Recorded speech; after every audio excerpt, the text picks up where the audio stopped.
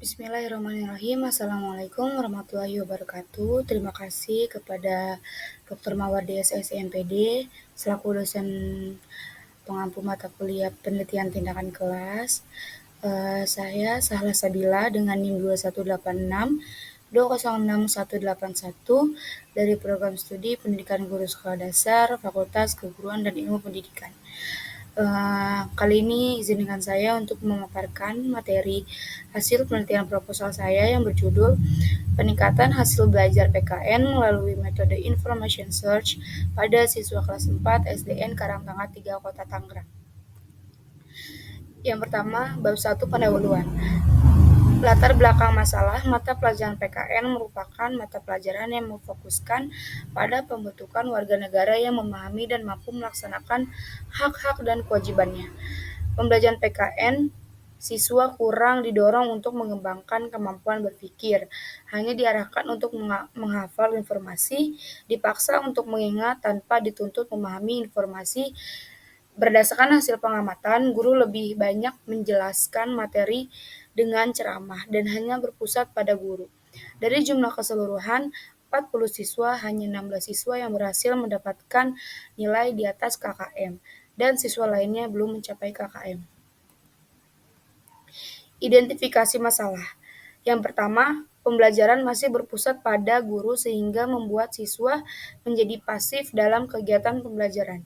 Yang kedua, metode pembelajaran belum bervariasi karena kurangnya pemahaman guru terhadap penggunaan strategi pembelajaran aktif. Yang ketiga, kegiatan pembelajaran terkesan monoton yang mengarah pada informasi yang disampaikan oleh guru. Yang keempat, pendayagunaan sumber belajar yang belum optimal untuk menyampaikan materi pelajaran yang cukup luas. Yang kelima, rendahnya hasil belajar pada pelajaran PKN sehingga siswa sulit dalam mencapai tujuan belajar atau kompetensi yang harus dicapainya. Pembatasan masalah. Penerapan metode information search pada mata pelajaran PKN, materi globalisasi di kelas 4 Karangtengah 3 Kota Tangerang. Yang kedua, peningkatan hasil belajar PKN di kelas 4 SD Negeri Karangtengah 3 Kota Tangerang melalui metode information search.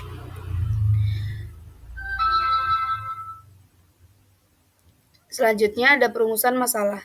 Bagaimana efektivitas penerapan metode information search pada mata pelajaran PKN materi globalisasi di kelas 4 SD Negeri Karangtengah 3 Kota Tangerang. Yang kedua, bagaimana upaya meningkatkan hasil belajar PKN materi globalisasi di kelas 4 SD Negeri Karangtengah 3 Kota Tangerang melalui metode information search. Selanjutnya ada tujuan penelitian. Yang pertama, menerapkan metode information search pada mata pelajaran PKN materi globalisasi di kelas 4 SD Negeri Karangtengah Kota Tangerang. Yang kedua, meningkatkan hasil belajar PKN di kelas 4 SD Negeri Karangtengah 3 Kota Tangerang melalui metode information search. Selanjutnya ada manfaat penelitian. Yang pertama ada manfaat teoritis. Manfaat teoritis itu dapat diperluas pada pembelajaran lain dengan menggunakan metode information search terhadap faktor-faktor penyebab timbulnya masalah yang telah teridentifikasi dan belum diteliti. Rangka pengembangan pembelajaran PKN dalam penelitian yang relevan.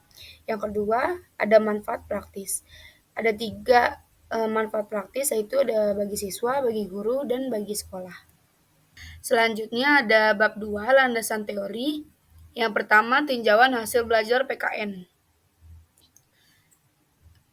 Pengertian belajar dari ahli Siregar dan Nara 2010 menjelaskan belajar adalah suatu aktivitas mental atau psikis yang berlangsung dalam interaksi dengan lingkungan yang menghasilkan perubahan yang bersifat relatif konstan. Yang kedua, hasil belajar. Sujana 2010 mengatakan hasil belajar adalah kemampuan yang dimiliki siswa setelah menerima pengalaman belajar.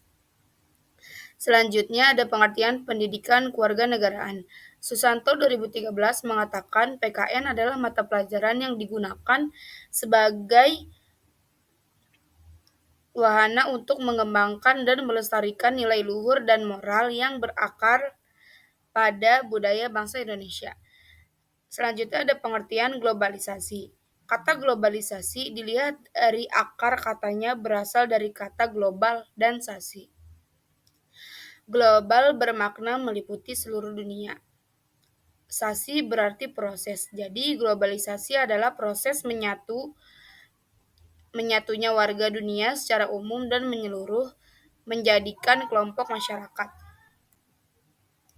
Selanjutnya ada metode pembelajaran information search. Pengertian metode pembelajaran. Menurut ahli Hamzah dan Nurdin 2011 mengatakan metode pembelajaran didefinisikan sebagai cara yang digunakan guru dalam menjalankan fungsinya dan merupakan alat untuk mencapai tujuan pembelajaran. Yang kedua, metode pembelajaran information search.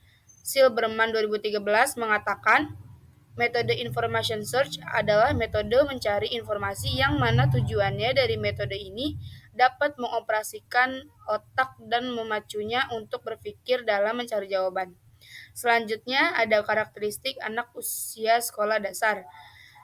Menurut Martini 2005, pada masa usia ini juga siswa kelas 4 sekolah dasar mempunyai pengalaman yang lebih luas dan terdapat proses informasi dengan cara-cara yang lebih berpengalaman. Karena pengembangan biologi dan perkembangan adaptasi dari struktur kognitif. Selanjutnya ada penelitian yang relevan. Penelitian Ipung Purnamasari, UIN Sunan Kalijaga, Yogyakarta dengan judul penelitian penerapan strategi information search sebagai upaya meningkatkan prestasi belajar siswa kelas 5 pada mata pelajaran ilmu pengetahuan sosial di MIN Yogyakarta 2. Selanjutnya, penelitian Munasikah IAIN Wali Songo dengan judul Upaya Meningkatkan Pemahaman Mata Pelajaran Al-Quran Hadis pada materi pokok kandungan surat An-Nasr melalui strategi information search pada siswa kelas 4 MI Sidorejo, Tegal, Rego, Magelang. Selanjutnya ada kerangka berpikir. Di sini ada gambar, bisa dilihat baik-baik. Pembelajaran PKN di kelas cenderung monoton karena penggunaan metode konvensional yang membuat siswa pasif, suasana membosankan, dan hasil belajar rendah. Metode information search mendorong siswa aktif mencari informasi dari berbagai sumber secara kolaboratif, membuat pembelajaran lebih menarik dan interaktif, sehingga dapat meningkatkan hasil belajar PKN. Selanjutnya, bab 3, metodologi penelitian. Desain penelitian. Yang pertama ada pendekatan penelitian. Jenis penelitian ini adalah penelitian tindakan kelas atau PTK. Penelitian ini dilakukan dengan menggunakan model Chemis dan MC Taggart. Yang B, kehadiran dan peran peneliti di lapangan. Kehadiran peneliti dalam melaksanakan PTK di sekolah sebagai peneliti sekaligus guru. Peneliti terlebih dahulu membuat perencanaan pembelajaran, kemudian dilakukan tindakan, pengamatan, dan refleksi.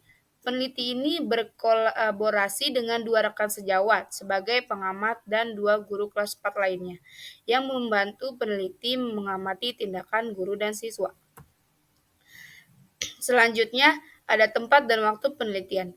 Penelitian ini dilakukan di SDN Karangtengah 3 Kota Tangerang.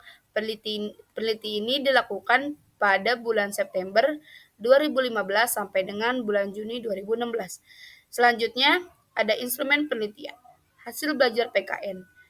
Definisi konseptualnya, hasil belajar PKN adalah kemampuan yang dimiliki siswa setelah melakukan kegiatan pembelajaran meliputi ranah kognitif, afektif, dan psikomotorik yang dipengaruhi baik dari faktor internal maupun faktor eksternal. Definisi operasionalnya, hasil belajar PKN adalah skor yang mengukur tentang makna globalisasi yang diukur dengan aspek pengetahuan atau C1, pemahaman atau C2, penerapan C3, dan analisa C4. Di sini ada teknik pengumpulan data. Ada 4 teknik pengumpulan data, yaitu tes, observasi, dokumentasi, dan catatan lapangan. Untuk tes kemampuan hasil belajar siswa diambil dari hasil belajar, yaitu berupa tes pilihan ganda pada setiap siklus atau dokumen checklist icon. Observasi pengumpulan data dengan teknik ini dilakukan dengan mengandalkan pengamatan langsung dengan objek peneliti terhadap siswa maupun guru dengan menggunakan lembar observasi. Yang ketiga, dokumentasi. Melalui dokumentasi yang dikumpulkan, maka akan dapat terkumpul data yang dibutuhkan dalam penelitian. Yang terakhir ada catatan lapangan. Merupakan salah satu dokumen yang dapat membantu guru merefleksikan kegiatan yang dilakukan selama penelitian. Selanjutnya ini ada teknik analisis data. Dalam penelitian ini nantinya diolah berdasarkan analisis kualitatif dan kuantitatif. Model kualitatif yang digunakan adalah model Miles dan Huberman yang meliputi reduksi data dan sajian deskriptif. Selanjutnya ada keabsahan data. Yang pertama ada triangulasi sumber.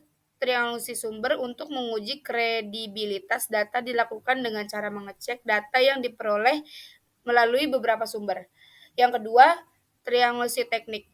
Triangulasi teknik untuk menguji kredibilitas data yang dilakukan dengan cara mengecek data kepada sumber yang sama dengan teknik yang berbeda.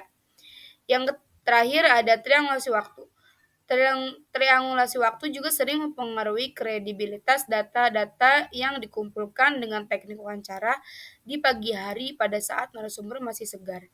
Belum banyak masalah, akan memberikan data yang lebih valid sehingga lebih kredibel. Sekian dan terima kasih. Kurang lebihnya mohon maaf. Wassalamualaikum warahmatullahi wabarakatuh.